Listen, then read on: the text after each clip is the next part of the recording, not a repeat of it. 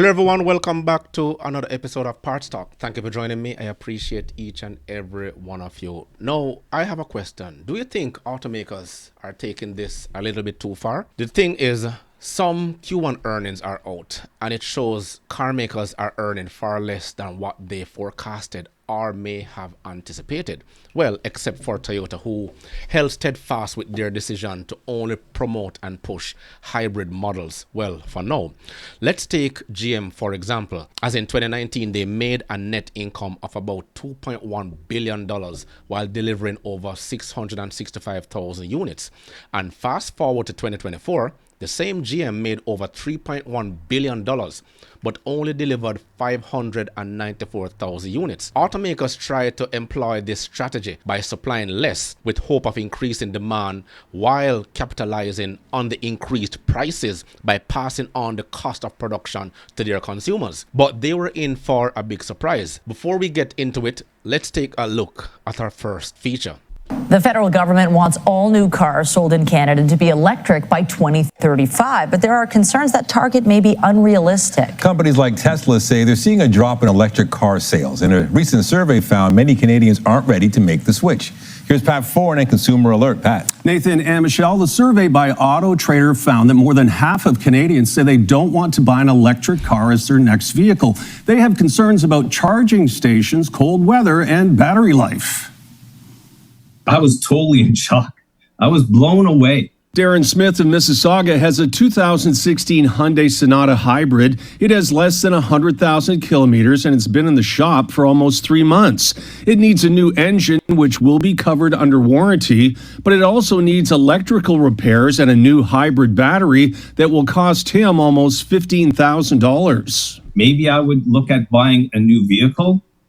However, it wouldn't be a hybrid. And it's not going to be full electric. Hold on. Before we go any further, why does it always have to be a Hyundai or a Kia? Let me leave it alone. Let's continue. I'm going gas this time. The intention to purchase an EV has declined second year in a row. According to Auto Trader, in 2022, 68% of Canadians were interested in buying an electric vehicle. In 2023, it dropped to 56%, and this year it dropped again to 46%. Part of the reason is the cost of electric cars, which sell for 15 to 20% more than gas-powered cars. Consumers are a bit hesitant, and vehicle purchasing cost is top of mind for obvious reasons. A group that represents auto manufacturers says another issue hurting sales is the lack of EV chargers across Canada. We are seeing a slowdown in interest from Canadian consumers, and that is largely related to a lack of charging infrastructure and an ongoing price gap between a gas-powered vehicle and an electric vehicle. Of drivers who are in. But before we go further into the numbers, because the numbers don't lie, you're trying to push the blame on someone else. Well, you have all the data and the research there telling you that EVs are going to cost much more. But because of the government mandate, you pushed more electric vehicles while manufacturing less gas-powered vehicles. And when the market reflects what exactly is happening in the car market, then you're going to blame it on the lack of charging infrastructure. They were never there to begin with. So it doesn't make sense you come with all these excuses now, trying to have reasons why you're not selling as much cars. Let's continue. Interested in purchasing an electric vehicle, 62% would consider buying a hybrid. CTV News reached out to Hyundai Canada about Smith's situation, and the company agreed to replace his hybrid battery and cover all other costs, which was great news for him. So thanks to you and the crew at CTV News, we were able to get this come to a conclusion, resolution. So it's great. Pat, thank you so much. It's been incredible.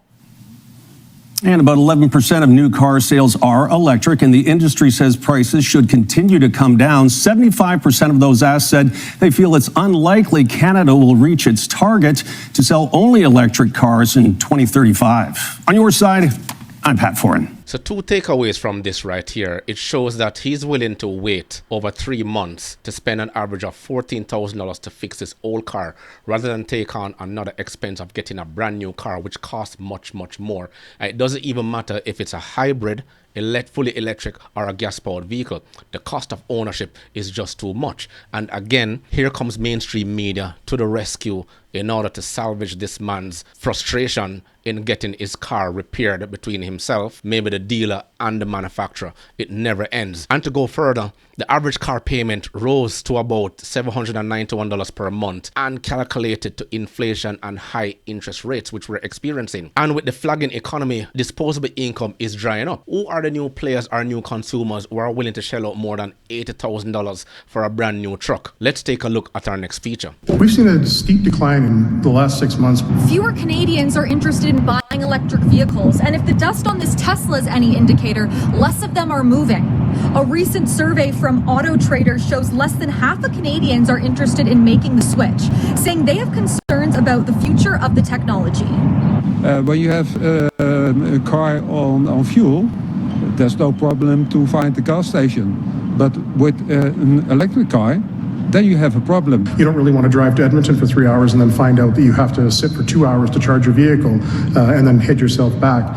Jason Grech, the general manager at International Motor Cars, says they've seen a steep decline between electric vehicles and gasoline-powered vehicles, which he believes is due to a lack of proper infrastructure.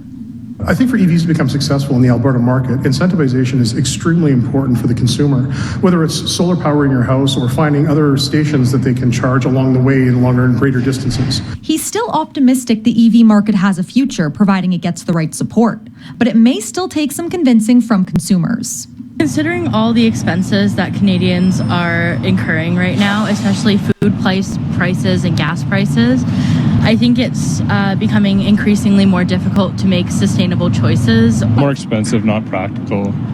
Yeah, technology's not there. In Calgary, Margot Rubin, City News. Now let's assess the real issues here. The value of the dollar has decreased by about 19%, with the average car prices seeing an increase of over 25%. On top of that, the average grocery bill has increased by over 70%. And with more and more layoffs happening across various industries, the market will eventually correct itself, or unless governments wake up and start doing real management and invest in areas that will reap real rewards and what really matters, such as the construction industry, the services industry, and technology. Should I keep my old car, buy that brand new government mandated EV, or buy that overpriced new truck or car which costs an average of $45,000 and up? Decisions, decisions, decisions. As usual, let me know your thoughts in the comments below. Remember to grab a copy of my ebook, The Parts Manager Guide. Please smash that like button on your way out. It will only take you 1.5 seconds to do so. Until next time.